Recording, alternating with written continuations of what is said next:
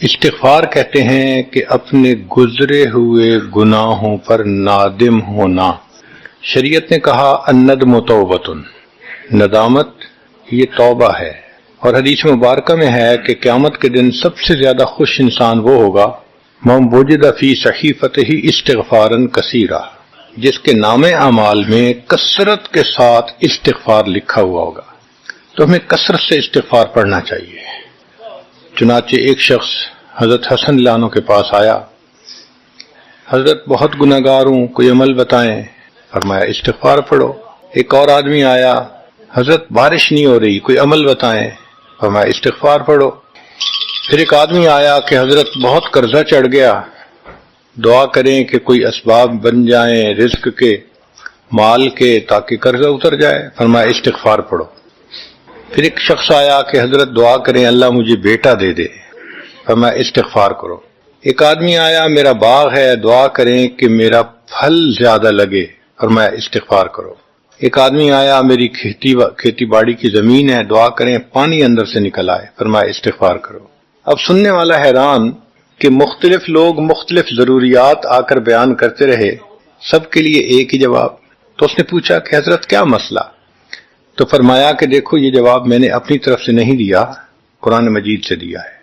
اللہ تعالیٰ ارشاد فرماتے ہیں قرآن مجید میں فَقُلْتُ اسْتَغْفِرُوا رَبَّكُمْ إِنَّهُ كَانَ غَفَّارًا۔ تو سب سے پہلے استغفار کرنے سے گناہوں کی بخشش ہوتی ہے۔ يُرْسِلِ السَّمَاءَ عَلَيْكُمْ مِدْرَارًا، تمہارے اوپر اللہ بارشیں برسائے گا۔ وَيُمْدِدْكُمْ بِأَمْوَالٍ، اللہ مال کے ذریعے تمہاری مدد کرے گا۔ وَبَنِينَ، اور بیٹوں کے ذریعے مدد کرے گا۔ وَيَجْعَلْ لَكُمْ جَنَّاتٍ، اور اللہ تعالیٰ تمہیں درختوں پہ پھل زیادہ عطا کرے گا۔ وَيَجْعَلْ لَكُمْ أَنْهَارًا، اور اللہ تعالیٰ تمہارے لیے زمین سے چشمے جاری فرما دے گا۔ آپ اگر غور کریں تو ہماری روز مرہ کی جو پریشانیاں ہیں وہ انہی میں سے ہیں۔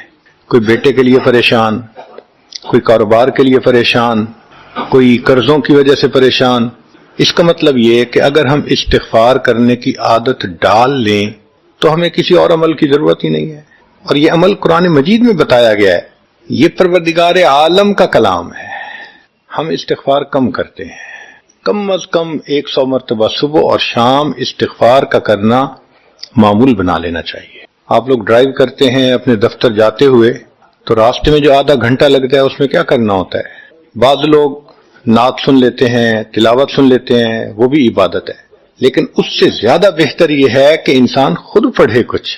تو اگر اس دوران آپ استغفر اللہ ہی پڑھتے رہیں تو سینکڑوں دفعہ استغفار نام اعمال میں لکھا جائے گا، اور اگر پورا پڑھ لیں استغفر اللہ ربی من کل ذنب واتوب الیہ تو یہ سونے پہ سہاگے والی بات ہے۔ تو اپنے ٹائمنگز کو ایسے ایڈجسٹ کریں کہ اس میں درود استغفار کثرت کے ساتھ آپ پڑھ سکیں، کیونکہ حدیث پاک میں یہ فرمانا کہ قیامت کے دن وہ بندہ بہت خوش ہوگا جس کے نام اعمال میں استغفار زیادہ ہوگا۔ دوسرا سبب ہے توبہ۔ توبہ اور استغفار بہت قریب قریب ہیں، ان میں لائن آف ڈیمارکیشن ڈالنا تھوڑا ڈیفیکلٹ ہے، مگر علماء نے لکھا ہے کہ استغفار پچھلے گناہوں پہ ریپینٹنس کو کہتے ہیں، اور توبہ آئندہ گناہوں کو کمٹ نہ کرنا، اس کی کمٹمنٹ کرنا، عزم کرنا، اس کو کہتے ہیں۔ توبہ عزم جازم، ایک عہد کرنا کہ میں نے آج کے بعد گناہ نہیں کرنا، یہ توبہ کہلاتا ہے۔ تو گویا توبہ کا تعلق آئندہ گناہ نہ کرنا، استغفار کا تعلق پاسٹ کے ساتھ ہے کہ میں نے جو کیا برا کیا، اللہ بس میری غلطی کو پلیز معاف کر دیں، اس کو استغفار کہتے ہیں۔ اور یہ استغفار کا حکم اللہ رب العزت نے اپنے حبیب صلی اللہ علیہ وسلم کو دیا، فسبح بحمد ربک واستغفرہ، حکم ہے، صیغہ ہے امر کا۔ اللہ کے محبوب صلی اللہ علیہ وسلم کو اگر یہ حکم ہے تو سوچئے پھر ہمیں استغفار کرنے کی کتنی ضرورت ہے۔ توبہ ہر بندے پہ کرنی ضروری، چنانچہ کافر ہے تو وہ کفر سے توبہ کر کے مسلمان بن جائے، مومن ہے گناہوں سے توبہ کر کے نیک بن جائے۔ جو نیک ہے وہ جو اپنے اعمال کے اندر غفلت ہوتی ہے، نماز کی غفلت، ذکر میں غفلت، تلاوت میں غفلت، اس غفلت سے توبہ کرے، اور جو کہے کہ جی میں تو اس سے بھی توبہ کرتا ہوں تو بھائی ہم جو اعمال کرتے ہیں یہ اس کوالٹی کے تو نہیں کہ اللہ تعالیٰ کے ہاں قبولیت پا سکیں. اب پھر استغفار کرنا کہ اللہ اس کو قبول کر لیجئے، کیونکہ اللہ کے محبوب صلی اللہ علیہ وسلم نے فرمایا ما عبدنا کا حق کا عبادتک، اے اللہ ہم نے عبادت نہیں کی جیسے عبادت کرنے کا حق تھا. اگر سید الاولین والآخرین صلی اللہ علیہ وسلم یہ فرماتے ہیں، ہم کس کھیت کی گاجر مولی ہیں، ہماری عبادتیں کیا عبادتیں ہیں. تو استغفار کرنا، توبہ کرنا ہم میں سے ہر بندے پر لازم ہے. تیسری چیز جس سے کہ گناہ معاف ہوتے ہیں، الحسنات الماحیہ، نیکیاں. جو انسان نیک اعمال کرتا ہے تو گناہ دھل جاتے ہیں. نیک اعمال کی مثال صابن کی ہے، گناہوں کی مثال میل کی سی ہے. صابن جتنا زیادہ لگتا ہے اتنا میل دھل جاتی ہے. ان الحسنات یذہبن السیئات. یہاں شیطان دھوکہ دیتا ہے. مثلا اگر کوئی بچہ تعلیم پا رہا ہے مگر کوئی گناہ بھی کرتا ہے، تیرے علم کا کیا فائدہ، گناہ تو چھوڑتا نہیں. بھائی اگر گناہ کرتے ہیں تو علم تو الٹا ان گناہوں کو دھوئے گا، وہ علم ہی چھڑوا دیتا ہے تاکہ دھونے کا مسئلہ ہی نہ رہے. اب عورت سوچے گی میں پردہ تو کرتی نہیں، نمازوں کا کیا فائدہ. یہ دھوکہ ہے شیطان کا. بھئی آپ نمازیں پڑھتی رہو، اس نمازوں کی برکت سے اللہ پھر پردے کی بھی توفیق دے دیں گے. تو نیکی نہیں چھوڑنی چاہیے کبھی بھی. یہ سوچ کے جی میں اچھا تو ہوں نہیں، کیا فائدہ. فائدہ ہے. جب اللہ فرما رہے ہیں کہ نیکیاں گناہوں کو دھو دیتی ہیں، بھئی گناہ تو ہم چھوڑتے نہیں اور نیکی آرام سے چھوڑ دیتے ہیں، یہ کہاں کی لاجک ہے. تو اس لیے نیکی بھاگ بھاگ کے کرنی چاہیے. اگر گناہ ہے تو نیکی اور زیادہ کریں تاکہ نیکی کی برکت سے گناہوں کی ظلمت ختم ہو جائے اور دھل جائے. حدیث پاک میں ہے بندہ گناہ کرتا ہے لکھ دیا جاتا ہے، دوسرا گناہ، تیسرا، 5 گناہ کرتا ہے، پھر اس کے بعد وہ ایک نیکی کرتا ہے تو نیکی والا فرشتہ کہتا ہے کہ دیکھو اللہ کے ہاں دستور ہے من جاء بالحسنۃ فلہ عشر امثالھا. اس کو 10 نیکیاں ملنی تھی، تم نے 5 گناہ لکھے ہیں نا، اچھا تم 5 گناہ مٹا دو، میں نامہ اعمال میں 10 نیکیوں کی بجائے صرف 5 نیکیاں بیلنس وہ ڈال دیتا ہوں. چنانچہ 5 گناہ مٹا دیے جاتے ہیں، 5 نیکیاں نامہ اعمال میں لکھ دی جاتی ہے.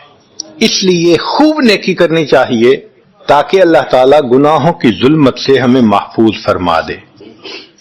چوتھی چیز جس سے کہ گناہ معاف ہوتے ہیں، دعاء المؤمنین للمؤمن.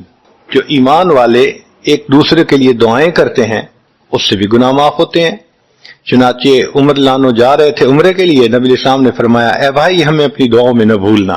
تو نبی علیہ السلام نے امت کو تعلیم دی کہ ایک دوسرے کو دعاؤں کے لیے کہنا چاہیے. یہ بہت اچھی عادت ہے کہ جب کسی سے ملیں جی ہمیں اپنی دعاؤں میں یاد رکھیں. والدین کو کہنا، بڑوں کو کہنا، دوستوں کو کہنا. کیا معلوم کس کی مانگی ہوئی دعا کام آ جائے. اس دعا کا فائدہ ہوتا ہے نا، تبھی تو قرآن مجید میں دعا سکھائی گئی. ربنا اغفر لنا ولاخواننا الذین سبقونا بالایمان. اے اللہ جو ہم سے پہلے ایمان والے چلے گئے ان کی بھی مغفرت فرما دے. تو فائدہ ہوتا ہے تو قرآن نے دعا سکھائی ہے نا.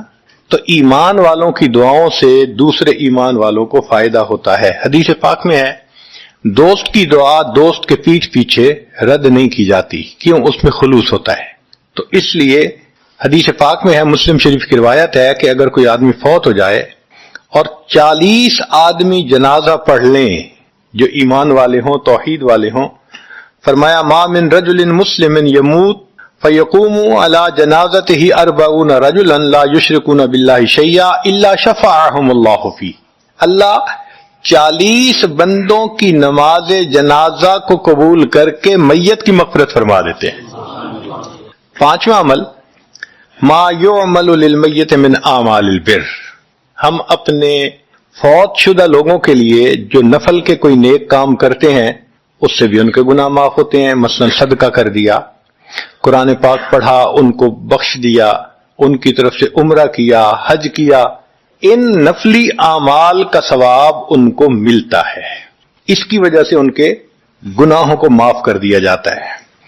چنانچہ حضرت شیخ الحدیث رحمۃ اللہ علیہ نے فضائل ذکر میں یا کسی اور کتاب میں واقعہ لکھا ہے کہ ایک اللہ والے تھے، قبرستان کے قریب سے جاتے ہوئے انہوں نے کچھ پڑھ کے قبرستان والوں کو بخش دیا.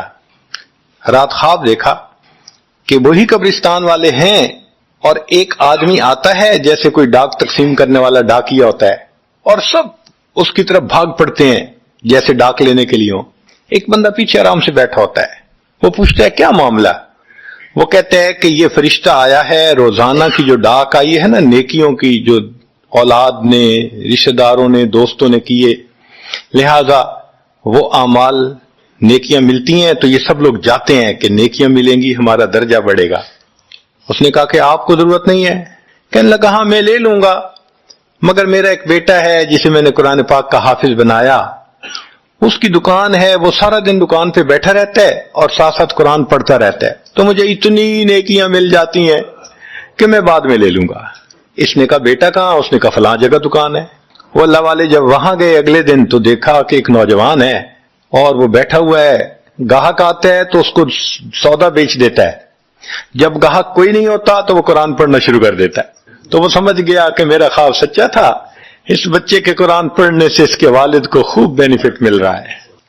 کچھ عرصے کے بعد دوبارہ پھر اسی قبرستان کے قریب سے گزرے، پھر انہوں نے کچھ پڑھ کے بخش دیا. رات خواب میں دیکھا کہ اب جب تقسیم ہوا تو سب بھاگے تو وہ بندہ بھی بھاگا. انہوں نے کہا آپ بھی بھاگ رہے ہو؟ کہنے لگا ہاں میں اس لیے بھاگ رہا ہوں کہ میرا وہ بیٹا فوت ہو گیا، اب مجھے قرآن پڑھ کے بخشنے والا کوئی ایسا ہے نہیں، تو جو عام ایمان والوں کا ثواب آتا ہے میں بھی اسی میں سے اپنا حصہ لینے کے لیے جا رہا ہوں. تو ایمان والوں کے ان اعمال کا ثواب بھی ملتا ہے، اور اصل میں یہ اسی بندے کا اپنا عمل ہوتا ہے. یہ ذہن میں رکھنا کہ جو ایمان والے پڑھ کے بخشتے ہیں نا، اس کا ثواب کیوں ملتا ہے؟ اس کا اپنا عمل. دیکھو اس نے نیکوں سے تعلق جوڑا.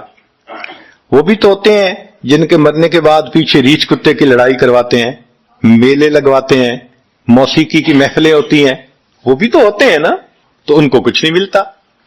اس بندے نے نیکوں سے محبت کی، یہ اس کا اپنا عمل ہے، اس کی محبت کی وجہ سے اب یہ لوگ اس کو پڑھتے ہیں، اللہ اس کو ثواب پہنچا دیتے ہیں. تو اس کے اپنا عمل ہے اصل میں. چھٹی چیز جس کی وجہ سے گناہ معاف ہوتے ہیں، المصائب التی یکفر اللہ بها الخطایا فی الدنیا. دنیا میں انسان کو جو مشکلات، تکلیفیں، مصیبتیں پہنچتی ہیں ان کی وجہ سے گناہ معاف کر دیے جاتے ہیں. کوئی مصیبت دنیا میں پہنچتی ہے گناہ معاف ہوتے ہیں. چنانچہ نبی علیہ السلام تشریف فرما تھے، چراغ بجھ گیا، نبی علیہ السلام نے فرمایا انا للہ و انا الیہ راجعون. ام المؤمنین عائشہ صدیقہ عنہا نے پوچھا اے اللہ کے حبیب صلی اللہ علیہ وسلم یہ تو پڑھتے ہیں جب کوئی آدمی فوت ہو جاتا ہے. فرمایا عائشہ مومن کو جو بھی دنیا میں تکلیف غم پہنچتا ہے اگر وہ اس کے اوپر انا للہ پڑھ لے اس کو ثواب ملتا ہے.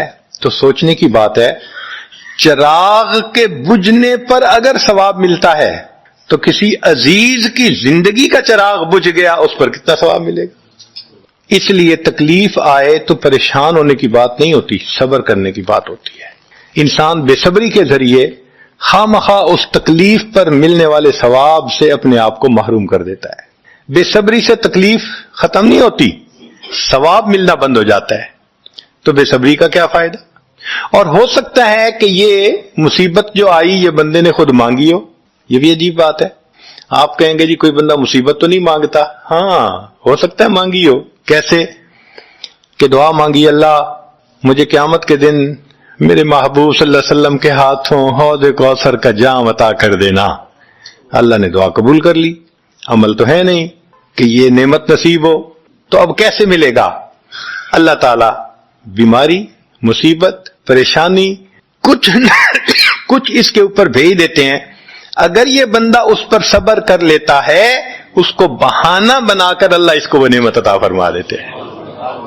چنانچہ ایک بزرگ تھے، 70s میں تھے، بیوی بھی اسی طرح بہت نیک تھی. بیوی نے کہا کہ میرا بڑا دل چاہتا ہے کہ نبی علیہ الصلوۃ والسلام کا دیدار نصیب ہو. میں بڑا درود شریف پڑھتی ہوں، نفل پڑھتی ہوں، مگر مجھے واضح زیارت نہیں ہوئی. آپ کو کوئی عمل آتا ہو تو بتا دیں. انہوں نے کہا عمل آتا ہے، کرو گی؟ کہا بالکل کروں گی. کہنے لگے اچھا جمعہ کا دن آ رہا ہے، خوب نہا دھو کے وہ جو دلہن والے کپڑے تھے نا تمہارے کناری والے گوٹے، وہ پہننا اور میک اپ کرنا، خوشبو لگانا، اور میں بس جمعہ پڑھ کے آؤں گا تو پھر ٹھیک ہے. اس نے کہا بہت اچھا. وہ اللہ کی بندی نہائی دھوئی، دلہن کی طرح خوب تیار ہوئی، کپڑے دلہن والے پہنے. ان بزرگوں نے جمعہ کی نماز پڑھی تو ساتھ بھائی کا گھر تھا اس کی، یعنی ان کی بیوی کا، تو بیوی کے بھائی کے گھر چلے گئے، اس کو جا کے کہا میری عمر دیکھو اور آ کے اپنی بیوی بہن کی حالت دیکھو۔ اس نے کہا کیا مسئلہ؟ وہ ساتھ آ گیا، اور جب گھر آ کے اس نے دیکھا تو بیوی تو دلہن بنی بیٹھی ہے۔ بھائی کو غصہ آیا، تمہیں اپنی یہ تمہاری عمر اور یہ تمہارے لچھن۔ اس نے تو ڈانٹا اور وہ بیچاری روئی، اس کا دل ٹوٹا، رو رو کے حال برا، سو گئی۔ اللہ کی شان کہ اس نیند میں اس کو نبی علیہ السلام کی زیارت نصیب ہو گئی۔ اب وہ اٹھی تو وہ خوش بھی ہے اور پریشان بھی ہے، خوش اس بات پہ کہ زیارت ہو گئی، اور پریشان اس بات پہ کہ میاں نے کیا کیا، خود کہا دلہن بنو اور خود بھائی سے مجھے ڈانٹ پڑوا دی۔ تو پھر اس نے پوچھا کہ آپ نے ایسا کیوں کیا؟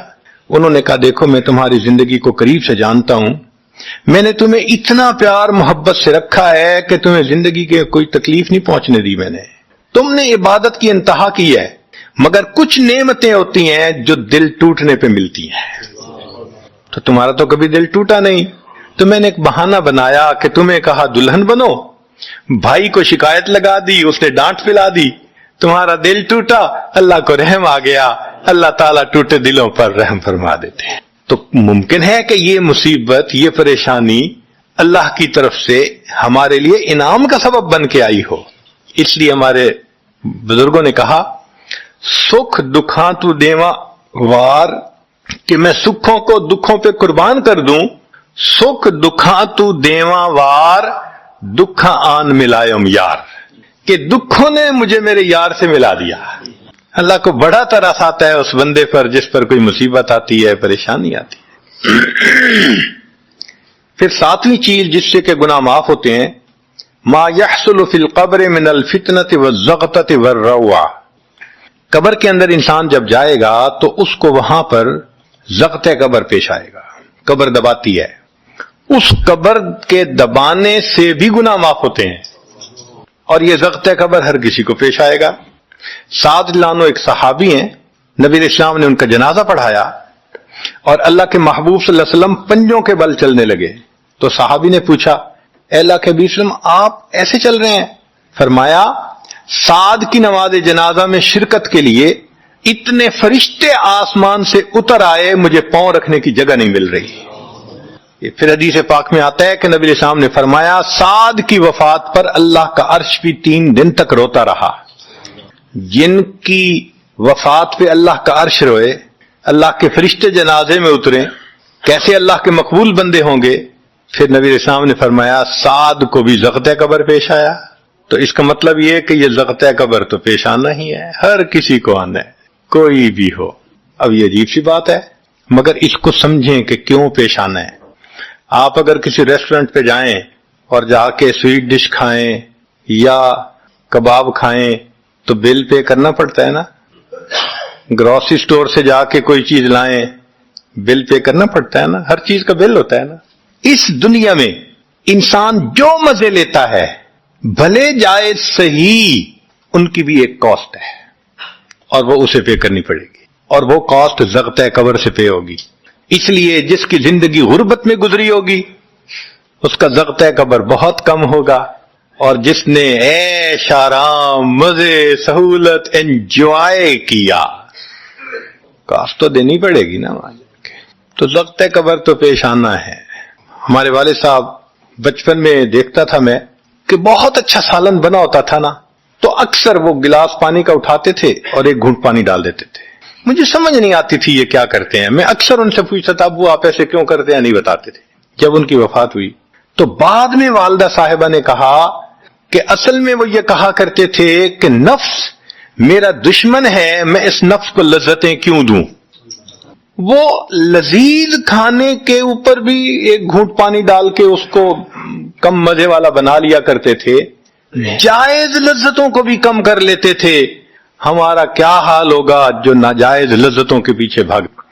تو یہ زغط قبر مومن کو بھی پیش آتا ہے اور کافر کو بھی، مگر فرق ہے، کافر کو پیش آئے گا کہ حدیث پاک میں آتا ہے دائیں طرف کی پسلیاں بائیں طرف اور بائیں کی پسلیاں دائیں طرف، یوں پسلیاں توڑ کے رکھ دیں گے، اور مومن کو بھی ضغط قبر پیش آئے گا، مگر مومن کو ضغط قبر تکلیف نہیں دے گا اتنی اگر نیک ہوا. کیوں؟ اچھا آپ بتائیں، سر میں درد ہو تو آپ کہتے ہیں نا ذرا سر دبا دو، تو تکلیف ہوتی ہے یا راحت ملتی ہے؟ سر دبانے سے راحت ملتی ہے.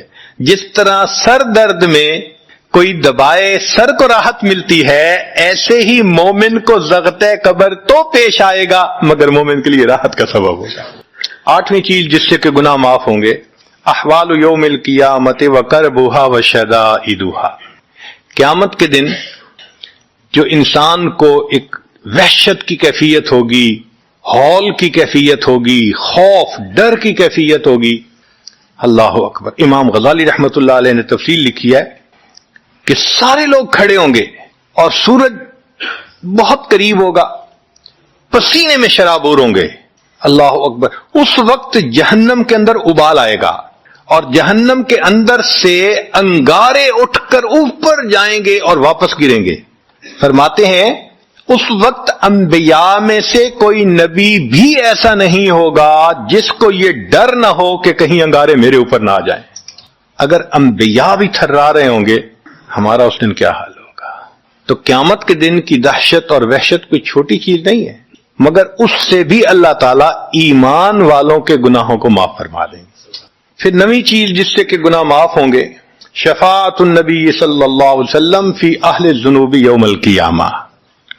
قیامت کے دن اللہ کے پیارے حبیب صلی اللہ علیہ وسلم جو اپنی امت کے لیے شفاعت فرمائیں گے، اللہ اس پر بھی امتیوں کے گناہوں کو معاف فرما دیں گے. نبی اسلام نے ارشاد فرمایا کہ اللہ رب العزت نے ہر نبی علیہ السلام کو ایک ایسی دعا مانگنے کا اختیار دیا کہ جیسی دعا مانگی جائے گی منوان قبول ہو جائے گی.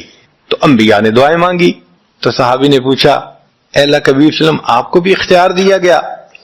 فرمایا مجھے بھی اختیار دیا گیا. اے اللہ کے حبیب صلی اللہ علیہ وسلم آپ نے کیا دعا مانگی؟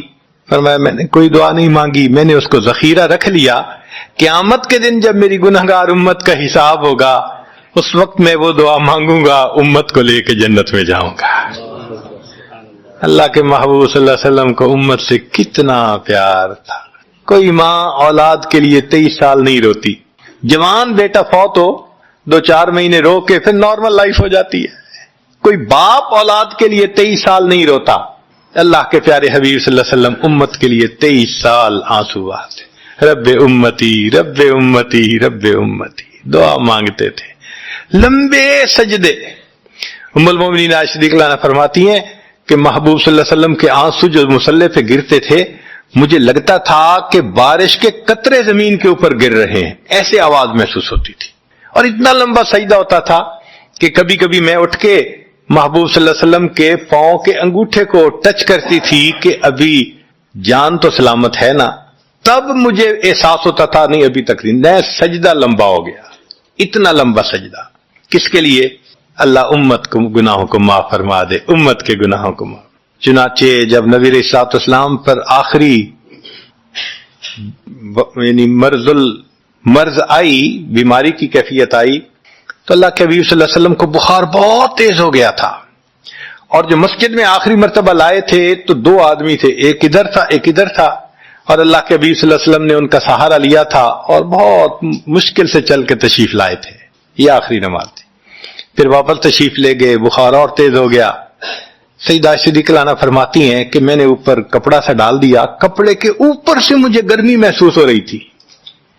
میں نے پانی کا ایک پیالہ پیش کیا، اللہ کے حبیب صلی اللہ علیہ وسلم پانی کے پیالے میں ہاتھ مبارک ڈالتے تھے اور اپنے چہرے پہ لے رہے تھے، اور جسم تھا کہ جیسے کوئی گرم چیز میں سے گرمی نکل رہی ہوتی ہے، اس طرح وہ بخار سے دہک رہا تھا.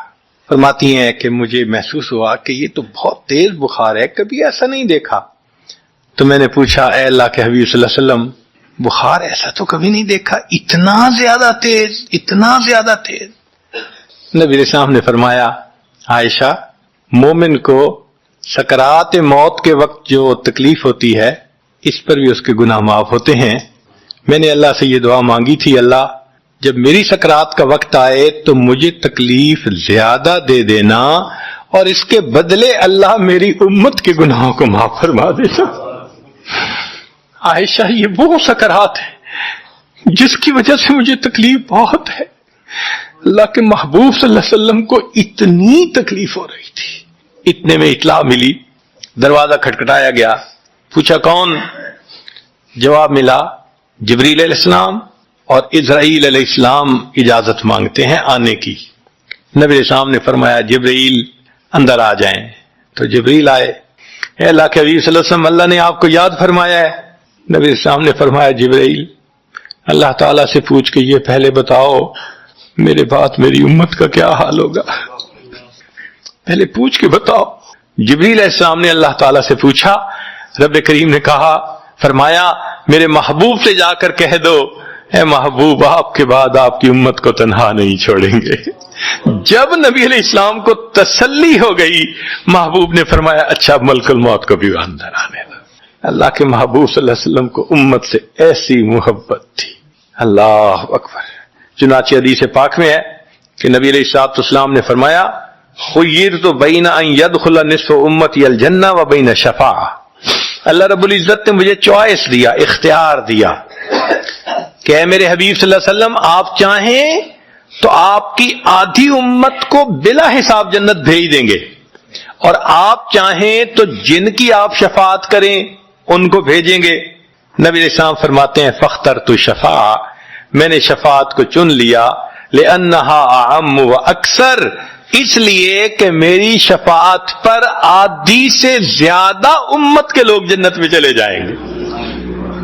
اللہ اکبر. پوچھنے والے نے پوچھا اے اللہ کے حبیب صلی اللہ علیہ وسلم اترونہا للمتقین، کیا آپ کی شفاعت نیکوں کے لیے ہوگی؟ فرمایا لا ولکنہا للمذنبین الخطائین المتلوثین، نہیں میری شفاعت میرے امت کے گناہگاروں کے لیے ہوگی. اللہ کے حبیب صلی اللہ علیہ وسلم کی شفاعت کا نصیب ہو جانا یہ بھی گناہوں کی بخشش کا سبب ہے. مگر شفاعت کس کو نصیب ہوگی اس کی بھی تفصیل سن لیجئے. کچھ لوگ ہوتے ہیں سنت کو دیکھتے ہیں ان کا دل خوش ہو جاتا ہے، وہ سنت رکھنے والے کو انکریج کرتے ہیں، اس کو مورل سپورٹ دیتے ہیں، نہیں تم نے اچھا کیا. اور کچھ وہ ہوتے ہیں کہ جو دیکھتے ہیں چہرے پہ سنت سجی، کیا ملا بن گئے، کیا تم نے چہرے پہ کر لیا. علماء نے لکھا جس نے سنت کو دیکھ کر ناگواری کا اظہار کیا اس نے اپنے آپ کو شفاعت سے محروم کر لیا. یہ نہیں ہے کہ ہم سنت کا مذاق بناتے پھریں اور ہمیں شفاعت نصیب ہوگی، نہیں. احترام ہو دل میں سنت کا. نبی علیہ الصلوۃ والسلام کی ایک ایک سنت پہ قربان ہو انسان. جب یوں محبت ہوگی تو پھر نبی علیہ الصلوۃ والسلام کی شفاعت بھی ان کے لیے ہوگی. 10واں سبب جس سے کہ گناہ معاف ہوں گے، رحمت اللہ و عفوہ و مغفرتہ بلا سبب من العباد. قیامت کے دن انبیاء کرام شفاعت کریں گے، بخشش ہوگی، پھر علماء کریں گے، شہداء کریں گے، پھر سب جنتی شفاعت کریں گے، حتیٰ کہ کوئی ایسا نہیں رہے گا کہ جو کسی اور کی شفاعت کرے. اور وہ لوگ جہنم میں ہوں گے کہ جن کا کوئی جنتی واقف ہی نہیں ہوگا. اللہ اکبر. سالوں وہ جہنم میں جلتے رہیں گے، جلتے رہیں گے. پھر ایک وقت آئے گا کہ ان میں سے جن کے دل میں تھوڑا سا بھی ایمان ہوگا نا، اگرچہ اس کی شفاعت کرنے والا کوئی نہیں ہوگا، ان کو بھی اللہ بخشنے کا سبب بنائیں گے. وہ کیسا ہوگا؟ حدیث پاک میں آتا ہے کہ یہ جو ایمان والے ہوں گے نا، ان کے اور کافروں اور مشرکین کے درمیان جو دیوار تھی نا آگ کی، اس کو ذرا ٹرانسپیرنٹ اللہ بنائیں گے. تو مشرکین دیکھیں گے اور کہیں گے اوہ ہم تو جل ہی رہے تھے، اور تم تو کلمہ پڑھتے تھے، تم بھی یہاں جل رہے ہو. تو وہ جب ان کو کلمے کا تانا دیں گے کہ تمہارا نام تو مسلمانوں والا تھا نا، تو اس وقت وہ جہنمی اللہ سے فریاد کریں گے اللہ تیری توحید کا تانا دیتے ہیں، کہاں گیا تمہارا خدا، تم بھی ہمارے ساتھ جل رہے ہو. جب وہ فریاد کریں گے اللہ تعالیٰ جبریل علیہ السلام کو فرمائیں گے جبرائیل جاؤ، جس کے دل میں ذرہ برابر بھی تمہیں ایمان نظر آتا ہے اس کو بھی جہنم سے نکالنا، ان کو بھی جہنم سے نکال دیا جائے. پھر اس کے بعد وہ بچیں گے کہ جن کا ذرہ ایمان بھی نہیں فرشتے کو نظر آئے گا، مگر اللہ فرمائیں گے انبیاء نے بھی شفاعت کر لی، شہداء نے بھی، علماء نے بھی، جنتیوں نے بھی. اب میں اپنی رحمت کا اظہار کرتا ہوں، میں بھی تو بندوں سے محبت کرتا ہوں۔ حدیث پاک میں ہے ثلاث حشیاتن، یوں کر کے اگر گندم ہونا اور انسان دونوں ہاتھوں کو ایسے کرے تو اس کو لپ کہتے ہیں، لپ بھرنا۔ ایک حدیث مبارکہ میں آتا ہے اور یہ روایت سیدنا حسن لانو سے ہے، وہ فرماتے ہیں کہ جو بندہ نماز کے بعد آیت الکرسی کی تلاوت کر لیتا ہے وہ اگلی نماز تک اللہ کی سپرداری میں آ جاتا ہے۔ اتنی بڑی خوشخبری ہے اس حدیث مبارکہ میں، کوئی بندہ اللہ کی سپرداری میں آ جائے، اس سے بڑی اور گارنٹی کیا ہو سکتی ہے؟ اللہ فرماتے ہیں اِن ینصرکم اللہ فلا غالب لکم، اگر اللہ تمہاری مدد کرے تو کوئی تم پر غالب نہیں آ سکتا۔ اب ہم پریشان پھرتے ہیں گھر کی وجہ سے، رزق کی وجہ سے، بے برکتی کی وجہ سے، اور اس کا علاج نبی علیہ السلام نے ہمیں بتلا دیا۔ ایک عمل ہے اور چھوٹا بھی نہیں، ایک ہی آیت ہے، اس کے پڑھنے سے انسان اللہ کی ذمہ داری میں آ جاتا ہے۔ اور ایک حدیث مبارکہ میں ہے کہ ہر نماز کے بعد جو بندہ آیت الکرسی پڑھتا ہے اس کے اور جنت کے درمیان صرف موت کا فاصلہ ہوتا ہے۔ کتنی بڑی خوشخبری ہے، اور اس عمل کو کتنا اہتمام کے ساتھ کرنا چاہیے کہ نبی علیہ السلام کی زبان فیض ترجمان سے یہ ارشاد ہو رہا ہے کہ ہر نماز کے بعد آیت الکرسی پڑھنے والے کے اور جنت کے درمیان صرف موت کا فاصلہ ہے۔ موت آئی اور جنت مل گئی۔ اور ایک حدیث مبارکہ میں آتا ہے کہ جو بندہ آیت الکرسی رات کو سوتے ہوئے پڑھ لیتا ہے اللہ تعالیٰ اس کی بھی حفاظت فرماتے ہیں، اس کے گھر والوں کو بھی حفاظت فرماتے ہیں، اور اس کے پڑوسیوں کی بھی حفاظت فرماتے ہیں۔ سبحان اللہ، کیا خوبصورت عمل ہے کہ بندے کی بھی حفاظت ہوتی ہے، اہل و عیال کی بھی، اور قریب کے گھر والوں کی بھی حفاظت ہو جاتی ہے اس کے بعد۔ اس لیے اس عمل کو بہت اہتمام سے کرنے کی ضرورت ہے۔ گورا ہو، کالا ہو، عربی ہو، اجمی ہو، پاکستانی ہو یا کسی اور ملک کا رہنے والا ہو، فرمایا من کانو وحی سکانو، کوئی بھی ہو، کہیں بھی رہنے والا، ہم ان پر آسمان سے برکتوں کے دروازوں کو کھول دیتے۔ اللہ تعالیٰ اپنے خزانوں کے دروازوں کو کھول دیتے ہیں۔ حضرت زید بن حارثہ رضی اللہ عنہ ایک صحابی تھے، وہ ایک مرتبہ مکہ مکرمہ سے مدینہ جا رہے تھے۔ فرماتے ہیں کہ میں اکیلا تھا اور تھک گیا تھا، تو میں نے ایک خچر والے کو کہا کہ مجھے میری منزل تک پہنچا دو۔ اس نے کہا میں اتنا کرایہ لوں گا، آپ میرے خچر پہ بیٹھ جاؤ۔ میں بیٹھ گیا، مجھے راستے کا پتہ نہیں تھا، وہ مجھے راستے سے لے جاتا ایک ایسی جگہ لے کر پہنچا کہ جہاں بہت سارے انسانوں کی لاشیں، ان کی ہڈیاں پڑی ہوئی تھی، کھوپڑیاں پڑی ہوئی تھی۔ تو میں حیران ہو گیا۔ اس وقت اس نے خنجر نکالا اور کہا کہ دیکھ تم جو ہے نا وہ جو کچھ ہے مجھے دے دو، میں ڈاکو ہوں اور میں اس طریقے سے لوگوں کو لوٹا کرتا ہوں۔ انہوں نے کہا کہ بھائی تمہیں مال پیسہ چاہیے تو میں دے دیتا ہوں، تم مجھے قتل کیوں کرتے ہو؟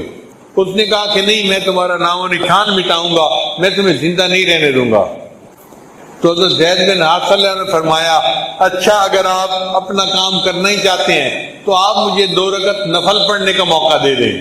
اس نے کہا تم سے پہلے والے بھی مجھے یہی کہتے تھے کہ 2 رکعت نفل پڑھ دو، نفل پڑھے، میں نے ان کو قتل کر دیا، یہ دیکھو کھوپڑیاں پڑی ہوئی ہیں، کسی کے نفل اس کے کام نہیں آئے۔ یہ کہہ کے اس نے اپنا خنجر سنبھالا کہ حضرت زید لانو پر حملہ کرے۔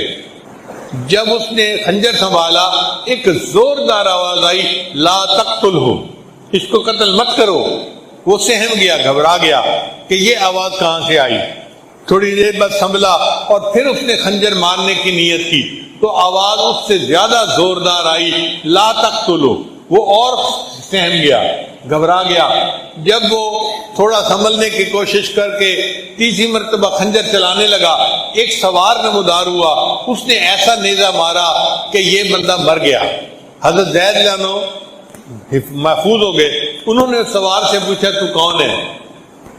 اس سوار نے کہا کہ میں ایک فرشتہ ہوں، اور جو بندہ یا ارحم الراحمین کہہ کے اللہ کو پکارتا ہے اللہ مجھے اس کی مدد کے لیے بھیج دیتا ہے۔ جب آپ نے پہلی مرتبہ دعا مانگی یا ارحم الراحمین، میں اس وقت آسمانوں پر تھا، مجھے حکم ہوا جاؤ میرے بندے کی حفاظت کرو۔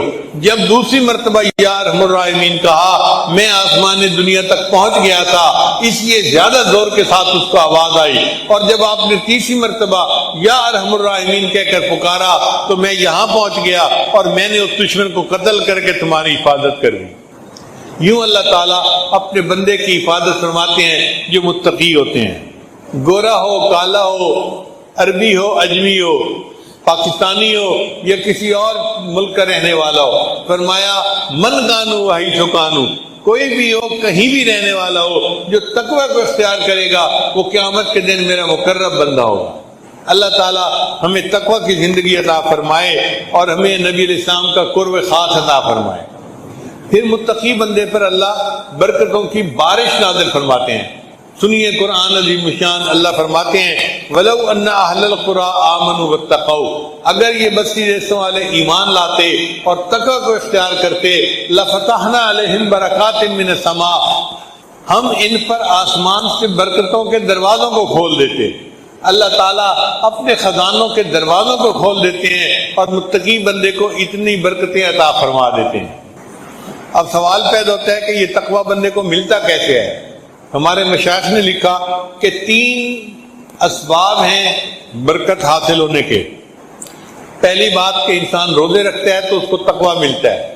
اللہ فرماتے ہیں اے ایمان والو، تمہارے اوپر روزوں کو فرض کر دیا گیا جیسے کہ تم سے پہلی امتوں پر فرض کر دیا گیا، لعلکم تتقون، تاکہ تم متقی بن جاؤ۔ تو جو بندہ روزے رکھتا ہے اور روزے کی زندگی گزارتا ہے، اللہ اس کو تقوی اختیار کرتے ہیں۔ اور دوسری بات کہ جو سچے لوگوں کی صحبت میں رہتا ہے، اللہ اس کو تقوی اختیار کرنے کی توفیق دیتے ہیں۔ یا ایھا الذین آمنوا اتقوا اللہ وکونوا مع الصادقین، اے ایمان والو تقوی اختیار کرو اور سچوں کی صحبت میں رہو، یہ سچوں کی صحبت تمہیں متقی بنا دے گی۔ نبی اسلام نے ارشاد فرمایا لکل شیء معدن، ہر چیز کا ایک کان ہوتی ہے، ومعدن تقوی قلوب العارفین، اور تقوی کی کان عارفین کے دل ہوتے ہیں، ان کے دل تقوی سے بھرے ہوئے ہوتے ہیں۔ جو بندہ ان کی صحبت میں رہتا ہے اس کو بھی وہ تقوی کی نعمت نصیب ہو جاتی ہے۔ اور تیسرا سبب ہوتا ہے کہ انسان اللہ سے دعا کرے اور تقوی مانگے۔ نبی اسلام نے دعا سکھائی اللہم انی اسألک الہدی والتقی والعفاف والغنی۔ چنانچہ متقی بندے کے ساتھ اللہ کی مدد ہوتی ہے۔ اللہ کے کرم کا کیا کہنا، آپ اندازہ لگائیے فرعون جو خدائی کا دعویٰ کرتا تھا، جو ظالم بادشاہ تھا، اس نے بنی اسرائیل کے ہزاروں بچوں کو قتل کروایا۔ ایسا قاتل اور ظالم بادشاہ ایک مرتبہ پھنس گیا، قحط آ گیا، دریائے نیل کا پانی خشک ہو گیا اور اب کوئی صورت نظر نہیں آتی تھی۔ چنانچہ لوگوں کے نمائندے بادشاہ کے پاس آئے اور کہنے لگے جی آپ تو خدائی کے دعوے کرتے ہیں اور ہم پانی کو ترس رہے ہیں اور پانی نہیں ہے، آپ کوئی انتظام کریں کہ ہمیں پانی مل جائے۔ فرعون نے ان سے وعدہ کر لیا کہ 1 ہفتے بعد پانی آ جائے گا اور یہ قحط ختم ہو جائے گا۔ اب دن گزرتے گئے، کہتے ہیں کہ جب 2 دن باقی رہ گئے تو فرعون کو فکر ہوئی کہ پانی نہ آیا تو میری تو خدائی کا جھوٹا دعویٰ، اس کی کلی کھل جائے گی اور میں لوگوں کے سامنے جھوٹا پڑ جاؤں گا۔ اب کروں تو کیا کروں؟ فرعون اپنے گھر سے نکلا، سر پہ تاج نہیں تھا، پاؤں میں جوتے نہیں تھے، اسی طرح اکیلا رات کی تاریکی میں دریائے نیل کے پاس آ گیا، کیونکہ گھر قریب تھا۔ دریائے نیل کے اندر کھڑے ہو کے، وہ خشک تھا، پانی نہیں تھا، اس نے دعا مانگی اے اللہ میں لوگوں کے سامنے تو خدائی کا دعویٰ کرتا ہوں مگر دل میں جانتا ہوں کہ خدا تو اصل تو ہے، تو کائنات کو بنانے والا اور کائنات کو چلانے والا ہے۔ اے اللہ میں تجھ سے فریاد کرتا ہوں میری عزت رکھ لے اور ہمارے اس قحط کو دور فرما دے۔ کہتے ہیں کہ اس نے جب اللہ سے یہ دعا مانگی تو شور ہوا، اس نے جو ہے نا بھاگ کے جان بچائی کیونکہ دریائے نیل میں پانی کا سیلاب آ چکا تھا۔ اب اندازہ لگائیے کہ فرعون جیسے ظالم کی دعا اللہ اگر قبول فرما لیتے ہیں، شیطان جو اللہ کا دشمن ہے اس نے اللہ سے دعا مانگی رب انظرنی الی یوم یبعثون، اے اللہ مجھے قیامت تک کے لیے مہلت دے دے، اللہ نے فرمایا انک من المنظرین۔